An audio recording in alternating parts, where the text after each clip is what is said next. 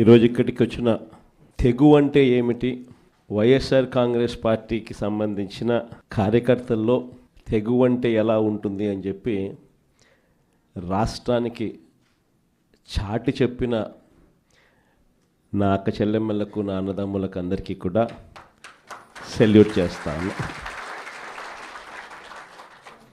ఎందుకంటే ఈరోజు మనము యుద్ధ వాతావరణంలో ఈరోజు ఆంధ్ర రాష్ట్రంలో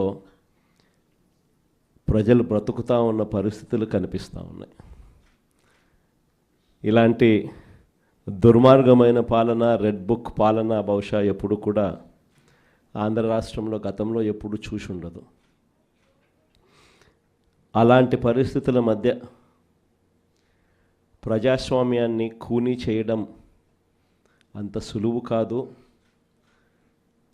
ప్రజల్లో వ్యతిరేకతను గొంతు పట్టుకొని నలపడం అంత సులభం కాదు. ఇచ్చిన మాటను, మేనిఫెస్టోలో చెప్పిన మాటలను నిలబెట్టుకోకపోతే నీ తోలు తీస్తాం అని చెప్పగలిగిన సత్తా వైఎస్ఆర్సీపీకి ప్రతి గ్రామం నుంచి ఆ కార్యకర్త లేస్తాడు అని చెప్పి చాటి చెప్పాం.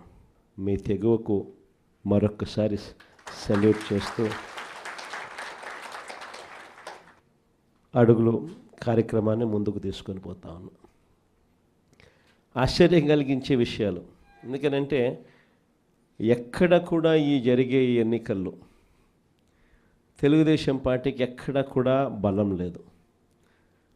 ప్రజలు ఓట్లు వేసిన పరిస్థితుల మధ్య వైఎస్ఆర్ కాంగ్రెస్ పార్టీ జెండా మీద, వైఎస్ఆర్ కాంగ్రెస్ పార్టీ గుర్తు మీద గెలిచిన సభ్యులు ప్రతి చోట చూస్తే అసలు తెలుగుదేశం పార్టీ ఎందుకు పోటీ పెడతా ఉంది అని చెప్పి ఎవరికైనా కూడా ఇట్టే అర్థమవుతుంది. ఇంకా తిరుపతి రూరల్కి సంబంధించి చంద్రగిరి నియోజకవర్గంలో, అంటే చంద్రబాబు నాయుడు సొంత నియోజకవర్గం, చంద్రబాబు నాయుడు ఇల్లు ఎక్కడుందంటే ఇక్కడే, ఇదే చంద్రగిరి నియోజకవర్గంలోనే చంద్రబాబు నాయుడు ఇల్లు. ఆయన మొట్టమొదటిసారిగా చంద్రబాబు నాయుడు గెలిచిందే ఇక్కడే, మళ్ళీ ఓడిపోయింది కూడా ఇక్కడే. అక్కడ బీసీలు డామినెంట్గా ఉన్న ఆ ఏరియాలో బీసీలకు ఇచ్చి సామాజిక వర్గాన్ని పైకి తీసుకొని రావాలి అని చెప్పి ఎవరైనా చూస్తారు, కానీ అక్కడ బీసీలు ఎక్కువగా ఉన్నారు. వాళ్ళల్లో ఆర్థిక స్థితిగతులు సరిగ్గా ఉండవు. కాబట్టి ఈయనైతే ఆర్థికంగా సౌండ్గా ఉంటాడు, బీసీలను ఎప్పుడూ కూడా తొక్కి పెట్టచ్చు అని చెప్పి అక్కడికి పోయి అక్కడ పాగా వేసినాడు. నిజంగా ఏ తెలుగుదేశం కార్యకర్త కూడా ఇళ్ళకి వెళ్ళి వాళ్ళ గ్రామాలలో వాళ్ళు తిరుగుతూ వాళ్ళ గ్రామాలలో ఉన్న ప్రజల ఇళ్ళకు వెళ్ళి బాగున్నారా మీరు అని పలకరించే ధైర్యం చంద్రబాబు నాయుడు గారికి సంబంధించిన ఏ కార్యకర్తకు లేదు. కారణం, చంద్రబాబు నాయుడు గారికి సంబంధించిన ఏ కార్యకర్త అయినా కూడా ప్రజల్లోకి వెళ్ళి వాళ్ళ ఇళ్ళ దగ్గరికి వెళ్తే ప్రతి ఒక్కరికి కూడా వెన్నులో భయమే. చివరికైతే నా అక్క చెల్లెమ్మలందరూ పొద్దుటూరు నుంచి ఎదురు చూస్తూ ఉన్నారు, కడప నుంచి ఎదురు చూస్తూ ఉన్నారు. ఏదో ఉచితంగా బస్సు వస్తుంది, ఏదో విశాఖపట్నం పోయి రావచ్చు కదా, పొద్దున పోయి సాయంత్రానికి వెనక్కి రావచ్చు కదా అని చెప్పి అటువంటి చిన్న చిన్నవి కూడా పట్టించుకోవడంలా, దానికి కూడా దిక్కులేని పరిస్థితిలో ఈరోజు రాష్ట్రంలో పరిపాలన సాగుతూ ఉంది. మరోవైపున చూస్తే వ్యవస్థలన్నీ పూర్తిగా విధ్వంసం. మొన్నటిదాకా వైఎస్ఆర్ కాంగ్రెస్ పార్టీ ఉన్నంత వరకు గవర్నమెంట్ బడులలో పిల్లలకు గవర్నమెంట్ బడులకు పోయేదానికి గర్వంగా ఉండేది. గవర్నమెంట్ బడులలో మన పిల్లలను చదివించేటప్పుడు మనం గర్వంగా చెప్పుకునే పరిస్థితి నుంచి ఈరోజు గవర్నమెంట్ బడులలో అప్పట్లో నో వేకెన్సీ బోర్డ్స్ నుంచి ఈరోజు గవర్నమెంట్ బడికి పంపించాలంటే తల్లిదండ్రులు హెసిటేట్ చేసే పరిస్థితులకి మళ్ళీ స్కూళ్ళు నాశనమైన పరిస్థితులు కూడా ఇప్పుడే చూస్తూ ఉన్నాం. వైద్య రంగం ఇంకా దారుణంగా తయారైపోయింది. ఈరోజు ఎవరికైనా ఆరోగ్యం బాగోలేకపోతే లక్షలు ఖర్చు చేస్తే తప్పనిచ్చి, వాళ్ళు ఖర్చు పెట్టుకుంటే తప్పనిచ్చి, వాళ్ళ అప్పులు పాలు అయితే తప్పనిచ్చి ఈరోజు ఆ పేదవాడు బతికి బయట పడే పరిస్థితే లేదు. ఏ పంటకు కూడా ఈరోజు గిట్టుబాటు ధర రాని పరిస్థితి. ఉచిత పంటల బీమా గాలికి ఎగిరిపోయింది. ఈ క్రాప్ బుకింగ్ ఎక్కడుందో ఎవడికి తెలియని పరిస్థితి. రైతుల పరిస్థితి ఈరోజు రోడ్డున పడి రైతులు అల్లాడుతూ ఉన్నారు. పెట్టుబడి సహాయం కింద కనీసం జగన్ ఉంటే 13,500 ఇచ్చేవాడు. జగన్ పోయాడు, 26,000 ఈయన ఇస్తానన్నాడు. ఆ 26,000 కూడా గాలికి ఎగిరిపోయింది అని చెప్పి ప్రతి రైతు కూడా చంద్రబాబు నాయుడుని తిట్టుకుండా తిడతా ఉన్న పరిస్థితి కనిపిస్తూ ఉంది. వ్యవస్థలు పూర్తిగా అధ్వానమైన పరిస్థితులకి నీరుగారి. ఎక్కడా కూడా పెన్షన్ల విషయానికి చూస్తే ఈయన ముఖ్యమంత్రి కాక మునుపు 66,60,000 పెన్షన్లు. ఈ రోజుటికి 12 నెలల్లో జరిగిన పెరుగుదల ఏమిటి అని అంటే 4 లక్షల పెన్షన్లు తీసేయడం. పెరగాల్సింది పోయి ఒక కొత్త పెన్షన్ ఇవ్వకుండా 4 లక్షల పెన్షన్లు ఊడగొట్టడం. ఇది చంద్రబాబు నాయుడు చేసిన ఘనత. మరోవైపు కరప్షన్ చూస్తామా అంటే విడి కరప్షన్. ఏ గ్రామంలో చూసినా కూడా పక్కనే బెల్ట్ షాప్ కనిపిస్తుంది. గుడి పక్కన, బడి పక్కన, ఇంటి పక్కన బెల్ట్ షాపే కనిపిస్తుంది. ఏ బెల్ట్ షాప్లో చూసినా కూడా షాపుల కన్నా 20 రూపాయలు, 15 రూపాయలు బాటిల్కి ఎక్కువ రేటుకు అమ్ముతూ ఉన్న పరిస్థితి మన కళ్ళ ముందనే కనిపిస్తుంది. ఇసుక కళ్ళ ఎదుటే కనిపిస్తూ ఉంది. మన హయాంలో కన్నా 2 రేట్లకి పెట్టి అమ్ముతూ ఉన్నారు. మన హయాంలో ఉన్న గవర్నమెంట్ కన్నా ఆదాయం వస్తాను నేను. ఇప్పుడు గవర్నమెంట్కి రూపాయి ఆదాయం లేదు. రేటు చూస్తే మనకన్నా 1.5 రెట్లు 2 రెట్లు ఈ రేట్లు ఎక్కువతో అమ్ముతూ ఉన్నారు. మట్టి మైనింగు, నియోజకవర్గంలో ఏదైనా పరిశ్రమలు ఏదైనా నడవాలి అని అంటే పరిశ్రమలు అన్నీ ఎమ్మెల్యే దగ్గరికి రావాలా, ఎమ్మెల్యేకి అంతో ఇంతో ముట్ట చెప్పాలా, ఎమ్మెల్యే ముఖ్యమంత్రికి అంతో ఇంతో ముట్ట చెప్పాలా. నాకింత నీకింత అని రాష్ట్రాన్ని దోచుకొని తింటా ఉన్నారు మొత్తం రాష్ట్రం అంతా కూడా. ఇవన్నీ కూడా కళ్ళ ఎదుట కనిపిస్తూ ఉన్న పరిస్థితులు. దీని నుంచి డైవర్ట్ చేసేదానికి ఏం చేస్తూ ఉన్నాడు?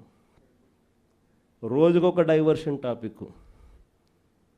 ఏదైనా ఊరు పేరు లేని కంపెనీకి విశాఖపట్నంలో 3,000 కోట్ల రూపాయలు విలువ చేసే భూములు ఇస్తాడు. ఏదో ఉర్సా అంట కంపెనీ పేరు. ఇంద్రనైనా ఈ ఉర్సా అని చెప్పి చూస్తే ఊరు లేదు, పేరు లేదు. వారు కట్టే కరెంటు బిల్లు ఏంది అని అంటే కనుక వాళ్ళు కట్టే కరెంటు బిల్లు ఒక ఇంట్లో ఒక అపార్ట్మెంట్లో రెసిడెన్షియల్ అపార్ట్మెంట్ కట్టే కరెంటు బిల్లు ఆ కంపెనీ కడతా ఉంది. పోనీ అమెరికాలో వాళ్ళ ఆఫీస్ ఏందని చెప్పి అక్కడికి పోయినారు మనోళ్ళు ఎంక్వైరీ చేయడానికి. ఆడ చూస్తే ఆడ ఒక చిన్న ఇండ్లు. ఊరు పేరు లేని ఈ కంపెనీకి 3,000 కోట్లు విలువ చేసే భూమి 99 పైసలకంట.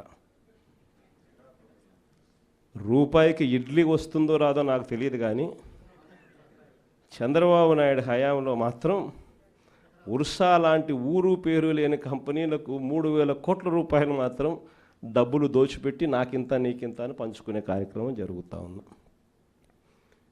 ఇష్టం వచ్చినట్టుగా విశాఖపట్నంలోనే మరో భూమి లూలు గ్రూప్ అంట.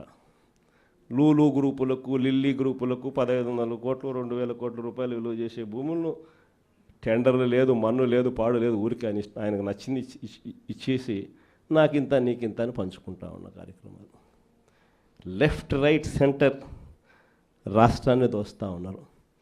అమరావతిలో ఇవే టెండర్లు, ఇప్పుడు పిలిచిన టెండర్లు 2018లో ఇవే టెండర్లను పిలిచినప్పుడు చంద్రబాబు నాయుడు హయాంలో 5 ఏళ్ల కిందట వీటి విలువ 36,000 కోట్లు. అప్పట్లో సిమెంట్ రేటు, అప్పట్లో స్టీల్ రేటు ఇప్పటికన్నా అప్పుడే ఎక్కువ. ఇప్పుడు ఇంకా తగ్గినాయి సిమెంట్ రేటు, స్టీల్ రేట్లు. అయినా కూడా ఆ 36,000 కోట్ల విలువ ఈరోజు 78,000 కోట్లకు పెంచేసి టెండర్లు వాళ్ళకు సంబంధించిన వాళ్ళకి మాత్రమే రింగ్ ఫామ్ చేసి వాళ్ళ కాంట్రాక్టర్లకు మాత్రమే ఇచ్చుకుంటున్నారు. అంతేకాదు, ఇంతకుముందు మొబిలైజేషన్ అడ్వాన్స్ లేదు. పని చేస్తేనే ఎవడైనా గవర్నమెంట్ డబ్బు ఇచ్చేది. ఈయన వచ్చినాక మొబిలైజేషన్ అడ్వాన్స్ అని కొత్తగా మొదలుపెట్టినాడు ఇయడం. అంటే 10% మొబిలైజేషన్ అడ్వాన్స్ ముందే ఇచ్చేస్తాడు, వాళ్ళ దగ్గర నుంచి 8% ఈయన తీసుకుంటాడు. లెఫ్ట్ రైట్ సెంటర్ రాష్ట్రాన్ని దోచేస్తూ ఉన్నారు. చేసిన అప్పులన్నీ ఎక్కడికి పోతూ ఉన్నాయి? ఎందుకు సూపర్ 6 లేవు, ఎందుకు సూపర్ 7 లేవు అని అంటే, ఎందుకు జగన్ చేయగలిగేటాడు, ఎందుకు చంద్రబాబు నాయుడు ఎందుకు చేయలేకపోతున్నాడు అని అంటే కారణం నేను ఇంతకుముందు ఎలక్షన్ అప్పుడే చెప్పిన. జగన్ ఉంటే బటన్లు నొక్కుతాడు, నేరుగా ప్రతి అక్క చెల్లెమ్మ కుటుంబానికి నేరుగా పోతుంది. చంద్రబాబు నాయుడు ఉంటే బటన్లు ఉండవు, చంద్రబాబు నాయుడు ఉంటే నేరుగా ఆయన జోబీలోకి మాత్రమే పోతుంది అని చెప్పి ఎలక్షన్లప్పుడే నేను మొత్తుకొని చెప్పిన. నేను చెప్పిన ఆ రోజు చంద్రబాబు నాయుడు నమ్మడము అని అంటే చంద్రముఖిని నిద్ర లేపడమే అని చెప్పిన. చెప్పింది నేను ఆ రోజు ఎన్నికలప్పుడు నేను చెప్పిన ఆ మాటలు కన్నా ఎవరైనా వింటే ఇప్పుడు కరెక్ట్గా అవి ప్లే చేసి చూస్తే జగన్ కరెక్ట్గా చెప్పినాడు, అబ్బా మనమే మోసపోయినాం పొరపాటున అని చెప్పి ఈరోజు ప్రతి ఇంట్లో కూడా ఖచ్చితంగా చర్చ జరగాల్సిందే. ప్రతిరోజు డైవర్షనే, ఇవన్నీ జరుగుతూ ఉన్నాయి, సమాధానాలు చెప్పుకోలేక ప్రతిరోజు ఒక డైవర్షన్. ఓ రోజు లడ్డు అంటాడు, ఇంకో రోజు బోట్ అంటాడు, మరో రోజు ఏమన్నా ఐపీఎస్ ఆఫీసర్ అధికారిని అరెస్ట్ అంటాడు. కరెంటు బిల్లులు షాక్ కొట్టే విధంగా అప్పుడే పెరిగిపోతున్నాయి అని చెప్పి మళ్ళీ ఆ టాపిక్ నుంచి డైవర్ట్ చేసేందుకు ఇంకొకటి ఆయన చేసిన లిక్కర్ స్కాములు మనం ఇంకొకటి మీద లిక్కర్ స్కాములు రుద్ది ఇంకొక లిక్కర్ స్కామ్ అరెస్ట్ అని చెప్తాడు. ఇట్లా ప్రతిరోజు చూస్తే ఏదో ఒక సెన్సేషన్ క్రియేట్ చేయడం, ఆ సెన్సేషన్ నుంచి టాపిక్లు డైవర్ట్ చేయడం. ఇంతకుముందు రోమన్ రాజులు చేసేవాళ్ళు, ప్రజల్లో వ్యతిరేకత, రోమన్ రాజుల మీద వ్యతిరేకత ఎక్కువగా వస్తూ ఉండేది అని చెప్పి అప్పట్లో వాళ్ళంతా గ్లాడియేటర్స్ అని ఒక గేమ్స్ నిర్వహించేవాళ్ళు. దాంట్లో మనుషులను పెట్టేవాళ్ళు, మనుషుల చేతిలో కత్తులు పెట్టేవాళ్ళు, పొడుచుకొని సావంటరా నాయన అని చెప్పి వాళ్ళు జంతువులకు అందరినీ దాంట్లో పెట్టేవాళ్ళు. ఆ జంతువులతో వీళ్ళు యుద్ధం చేయడము, వీళ్ళు సావడము, అవి సావడము, లేకపోతే వీళ్ళు పొడుచుకోవడము, అది వీళ్ళు సావడము వాళ్ళు సావడము చేసేది. ప్రజలందరూ దాన్ని చూసేది. టాపిక్ డైవర్టు. లేదా రాజెట్ట పరిపాలన చేస్తూ ఉన్నాడు, దాంట్లో రేట్లు ఎట్లున్నాయి, ప్రతిరోజు ఒక డైవర్షన్ టాపిక్, ప్రతిరోజు ఒక డ్రామా. ఇలాంటి పరిస్థితుల మధ్య రాష్ట్రం జరుగుతూ ఉంది. ఇలాంటి పరిస్థితుల్లో రాబోయే రోజుల్లో అందరికీ కూడా నేను ఒకటి చెప్తా ఉన్నా, ఇంత మంచి చేసిన మనకే ప్రతిపక్షంలో కూర్చున్నాము అని అంటే ఇక ఏ మంచి చేయని మోసం చేసిన ఈ చంద్రబాబు నాయుడు పరిస్థితి ఎలా ఉంటుంది అని చెప్పి నేను వేరే చెప్పాల్సిన పర్లా. ఆ 3 ఏళ్ళు అయిపోయిన తర్వాత వచ్చేది ఖచ్చితంగా వైఎస్ఆర్ కాంగ్రెస్ పార్టీని అఖండమైన మెజార్టీతో మళ్ళీ అధికారంలోకి వస్తాం. ఈసారి వచ్చిన తర్వాత మాత్రం ప్రతి కార్యకర్తకు కూడా మీ జగనన్న జగన్ 2లో తోడుగా ఉంటాడు అని మాత్రం ఖచ్చితంగా చెప్తా ఉన్నా. ఇన్ఫ్యాక్ట్ లాస్ట్ ఎలక్షన్స్లో కార్యకర్తలకు బహుశా అనుకున్నంత స్థాయిలో నేను తోడుగా ఉండకపోయి ఉండొచ్చు. ఎందుకంటే నేను అధికారంలోకి వస్తానే కోవిడ్ వచ్చింది. అధికారంలోకి జూన్లో అధికారంలోకి ప్రమాణ స్వీకారం చేశాం, మార్చ్ కల్లా కోవిడ్ వచ్చేసింది. దాని తర్వాత 2 సంవత్సరాలు కోవిడ్లో ఇంకా వేరే దాని మీద ధ్యాసే పెట్టలేకపోయినాం. ప్రజల బాగోగుల మీదనే, ప్రజల ఆరోగ్యం మీదనే, ప్రజలకు సంబంధించిన విషయాల మీదనే పూర్తిగా ధ్యాస పెట్టాల్సిన పరిస్థితుల మధ్య పాలన సాగింది. కానీ ఈసారి మాత్రం ప్రతి కార్యకర్తకు భరోసా ఇస్తూ ఉన్నా. ఈరోజు నా కళ్ళతో నేను చూస్తూ ఉన్నా, కార్యకర్త అనేవాడు ఎంత ఇబ్బంది పడతా ఉన్నాడు అనేది నా కళ్ళతో నేను ఈరోజు చూస్తూ ఉన్నా. పాలన అనేది ఎలా ఉండాలి, ఎలా దిగజారిపోయింది అన్నది కూడా నా కళ్ళతో నేను చూస్తూ ఉన్నా.